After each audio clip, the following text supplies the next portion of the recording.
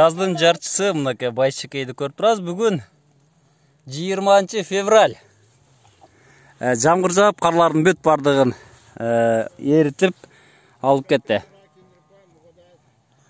Туугандар, биз бүгүн эспарсет, жергиликтүү эспарсет чачып атабыз. Ошондой эле беде сээп жатабыз. Күндүн градусу бүгүн 6 градуска жылып атат. Түнкү температура плюс. Бар челектер. Бар. Мына бул болсо кумурскалардын жыйнаган уюгу. Азырынча кыймыл жок. Ачыл элек дагы. Мына туугандар, алдында булар күзүндө топтогон урукту сыртка чыгарып коюшкан. Азыр эми өнүп чыга баштаган мезгил экен.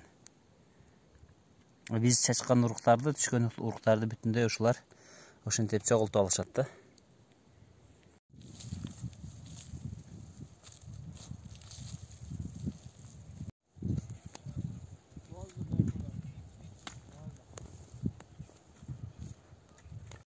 Туугандар, мына ушул көрүнүп турган өсүндү, бул эспарсептин өсүндүсү.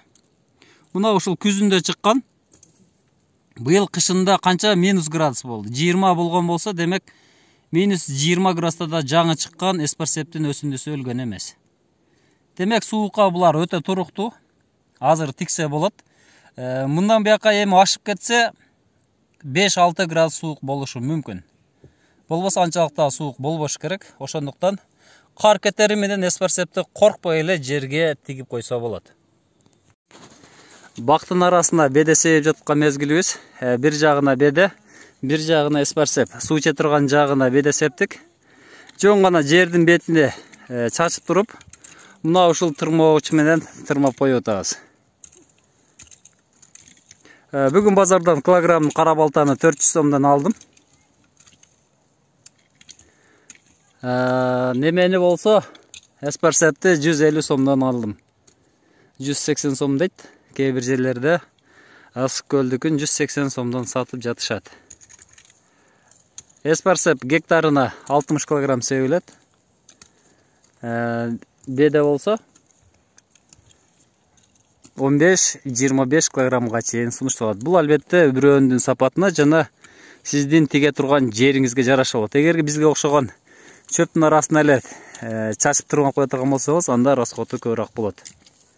Анткени жерге түшөт, кээ бирөө чыгат, кээ бирөө чыкпай калат. Кээ бирөөсүн арасында курт кумурска жеп коет.